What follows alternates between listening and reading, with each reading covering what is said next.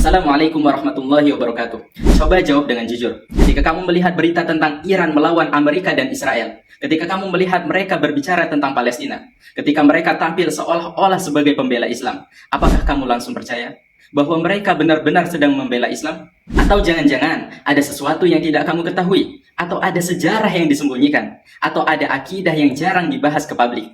Banyak orang hari ini tertipu oleh tampilan luar, karena dalam politik tidak semua yang melawan musuhmu adalah temanmu. Hari ini kita tidak akan berbicara dengan emosi, kita tidak akan berbicara dengan kebencian, kita akan berbicara dengan ilmu, kita akan berbicara dengan sejarah, dan kita akan berbicara dengan apa yang tertulis di dalam literatur mereka sendiri. Di dalam video ini kita akan membahas satu topik yang sangat penting, tapi sering dihindari, yaitu apa itu Syiah Imamiyah, Syiah 12 Imam. Bagaimana sejarah mereka? Apa saja keyakinan inti mereka? Dan yang paling penting, apa hubungannya dengan Iran? Di mana letak perbedaan mendasar dengan Ahlus Sunnati wal Jamaah?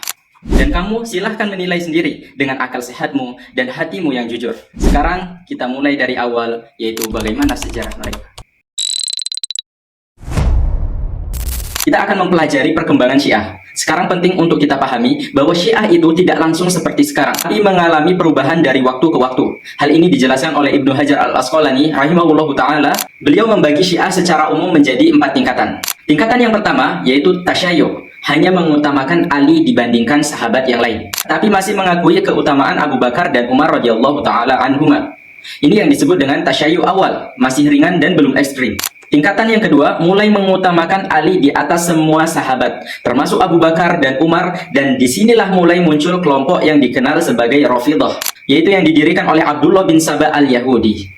Nah, tingkatan yang ketiga, tidak hanya mengutamakan Ali, tapi mulai mencela Abu Bakar dan Umar. Ini disebut dengan Rafidhah yang ekstrim. Tidak sampai di situ saja, tingkatan yang keempat ini, dan ini yang paling ekstrim. Keyakinan mereka semakin jauh, termasuk konsep Raja'ah, yaitu kembalinya tokoh-tokoh tertentu, dan terus mencela para sahabat, bahkan sampai mengkafirkan para sahabat. Ibnu Hajar menyebut ini adalah gulatul gula. Dan dari sini kita bisa melihat dengan jelas bahwa Syiah tidak statis, tapi berkembang dan semakin ekstrim. Dari yang awalnya hanya mengutamakan Ali, berubah menjadi mencela para sahabat, bahkan sampai mengkafirkan para sahabat. Na'udzubillahi min dzalik. Dan perlu kita pahami bahwasanya apabila hari ini disebut kata Syiah, maka yang dominan adalah bentuk yang keempat ini, yang mengkafirkan para sahabat, mencaci para sahabat, memfitnah para sahabat. Bukan lagi yang tasyayyu' awal, tapi bentuk yang sudah jauh berubah dari asalnya. Sekarang kita masuk ke pertanyaan yang paling mendasar. Apa sebenarnya yang dimaksud dengan Syiah pada hari ini? Karena banyak orang yang menyangka Syiah itu satu, sederhana, dan semuanya sama. Padahal kenyataannya itu tidak. Kalau hari ini seseorang mengatakan saya Syiah, maka dalam mayoritas kasus di zaman sekarang yang dimaksud adalah Syiah Imamiyah Ithna Asyar. Yaitu Syiah Imamiyah, Syiah 12 Imam. Ini adalah kelompok terbesar, dan inilah yang menjadi ideologi resmi negara Iran saat ini.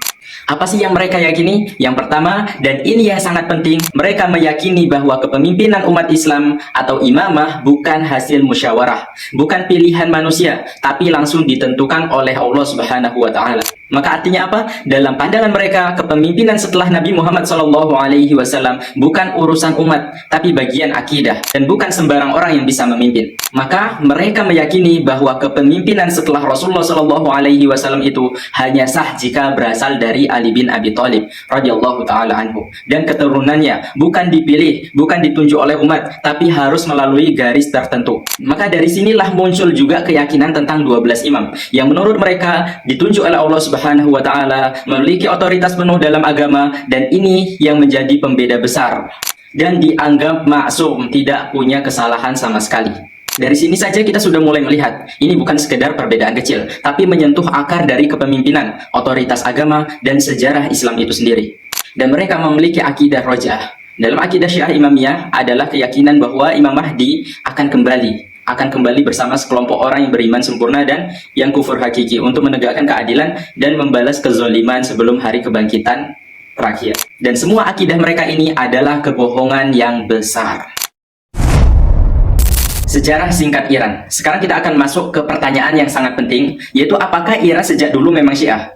Maka jawabannya tidak. Bahkan mungkin ini akan mengejutkan sebagian orang. bahwa Iran yang kita kenal hari ini sebagai pusat Syiah dahulu justru adalah negeri Sunni selama berabad-abad. Islam masuk ke Iran pada masa Umar bin Khattab radhiyallahu taala anhu setelah runtuhnya kekaisaran Persia. Masyarakat Iran masuk Islam secara bertahap dan menjadi bagian penting dari peradaban Islam dan bahkan berperan dalam menyebarkan Islam ke berbagai wilayah. Dan selama itu mayoritas mereka adalah Ahlus Sunnati wal Jamaah. Syiah masuk ke Iran sejak abad ke-7 setelah penaklukan Islam. Namun secara resmi ditetapkan sebagai ideologi negara pada masa dinasti Syafawi 1501 sampai 1722.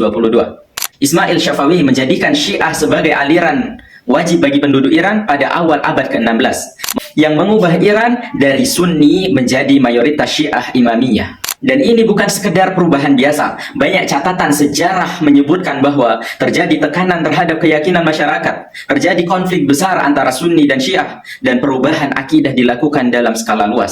Dari sinilah kita bisa melihat bahwa Iran menjadi pusat Syiah bukan karena awalnya demikian, tapi karena perubahan sejarah yang sangat besar. Dan sejak saat itu, Iran terus menjadi pusat penyebaran Syiah hingga hari ini. Tapi pertanyaannya belum selesai. Setelah Syiah menjadi kekuatan di Iran, bagaimana pengaruhnya terhadap dunia Islam? Dan apa yang sebenarnya terjadi dalam konflik-konflik setelah itu? Iran sudah menghancurkan kaum muslimin di Irak, di Suriah, di Lebanon, di Yaman, dan mereka menghalalkan darah kaum muslimin dan mengkafirkan Abu Bakar, Umar, Uthman, dan sahabat-sahabat Nabi Muhammad SAW yang lainnya. Dan peperangan antara Iran dan Israel itu hanya karena kepentingan mereka sendiri, bukan karena agama, bukan untuk mendukung Palestina. Dan rudal Iran lebih banyak diarahkan ke negara-negara Islam dibandingkan ke Israel. Dan sekarang peperangan antara Iran, Amerika, dan Israel sudah selesai. Akan tetapi tidak ada satu persyaratan pun dari Iran untuk kemerdekaan Palestina. Ini menunjukkan apa? Menunjukkan bahwasanya Iran bukan berjuang untuk Palestina, tapi untuk kemaslahatannya sendiri, untuk kepentingannya sendiri. Dan sekarang kamu bisa nilai sendiri dengan akal sehatmu dan hatimu yang jujur. Tidak semua yang membawa nama Islam benar-benar berjalan di atas ajaran Islam yang murni. Saya Fikri, wassalamualaikum warahmatullahi wabarakatuh. لتجدن أشد الناس عداوة للذين آمنوا اليهود والذين أشركوا